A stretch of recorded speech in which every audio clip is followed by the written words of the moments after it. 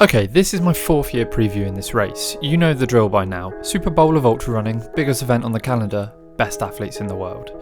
This time, there's a couple of factors that will make it a bit different though. Firstly, as I've mentioned in my OCC and CCC previews, the upcoming World Championships have meant some of the top athletes are skipping this one, and the usual star power is perhaps missing.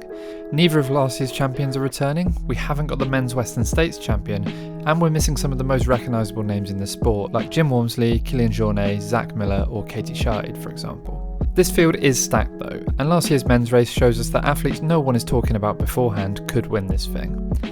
I'm definitely going to miss someone, so let me know in the comments if I've missed your pick for an upset and your picks for the win in general.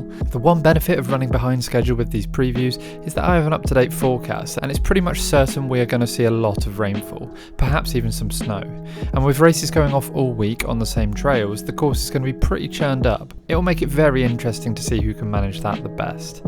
Anyway, let's jump into it. Of last year's top 10, only 3 return on the men's side: Ludo Pomeray, Cody Lind and Yannick Noel. Of those, Ludo is surely the pick to repeat a top 10, having recently taken another win at Hard Rock.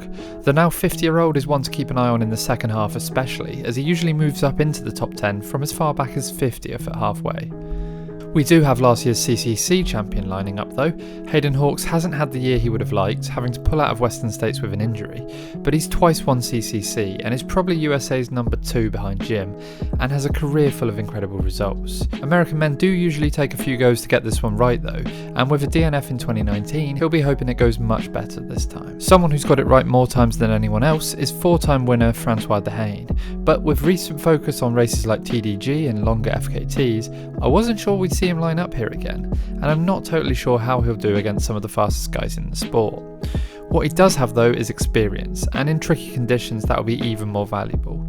After all, the last time we had bad conditions here in 2017, which also happened to be the most competitive UTMB field ever, Francois emerged victorious. 2 guys that won't be afraid of the bad weather are Tom Evans and John Albon. The Battle of the Brits is going to be super interesting. Tom is a Western States and CCC winner and a podium finisher here.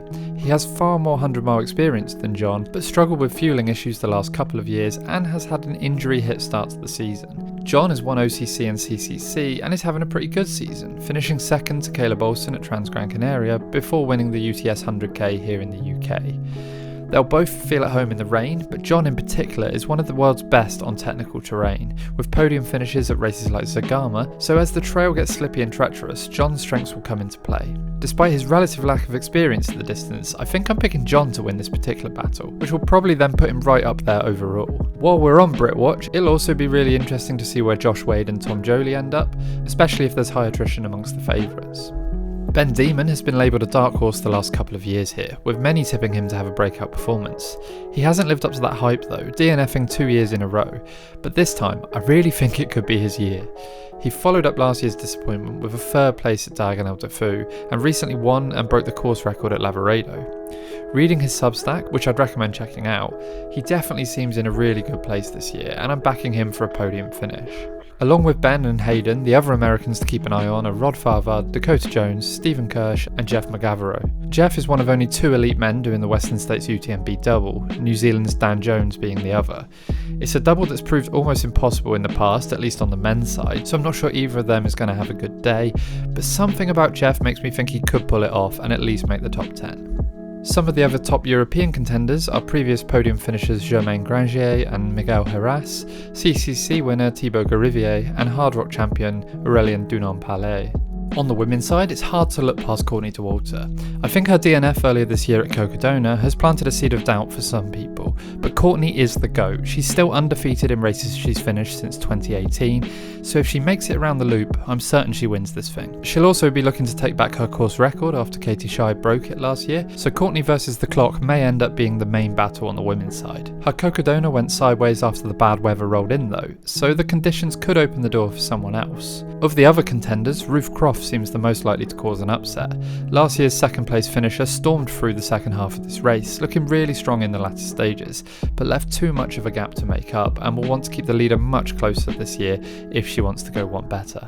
Abby Hall will be full of confidence coming in off that incredible Western States win. The women have handled the double pretty well in the past, with plenty getting top 10s at both. Worth mentioning that her winning time was over an hour slower than Courtney Dauwalter's course record, which again just highlights how clear of everyone else Courtney is. Back to Abby, I can't imagine being from Arizona that she'll relish the bad weather, and with such a big result already in the bag this summer, she doesn't need to prove anything here.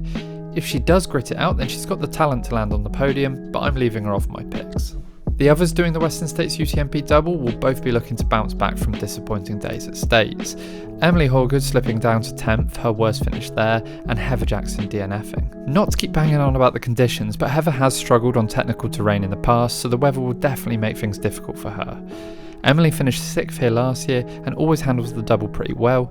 She's incredibly consistent and should be in your top 10 picks. Lin Chen is someone to watch closely. She unfortunately had to withdraw from Western States on race week, but she finished 4th here in her debut season last year, and this year has a 4th at the super competitive Black Canyon 100k and a win at the 100-mile event at Canyons, and that one was in pretty miserable conditions. Katharina Hartmer finished 2nd to Courtney back in 2023 and has back-to-back third places at Hard Rock and a win at last year's TDG. She's the pick of the bunch for the Europeans in my opinion, but also keep an eye out for Claudia Tremps, Camille Bruyas and Mate Mayora.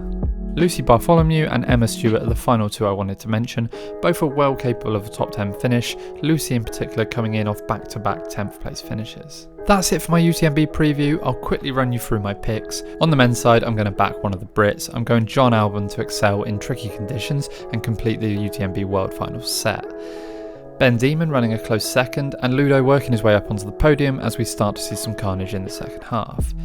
With the women, I've gone Courtney for the win, Ruth Croft to improve on last year's time but still finish second, and Lin Chen to round out the podium. I hope you all enjoy following along this weekend. Let me know who you're rooting for in the comments below. Remember to subscribe. Thank you so much for watching. I'll be back soon with more ultra running content. Cheers.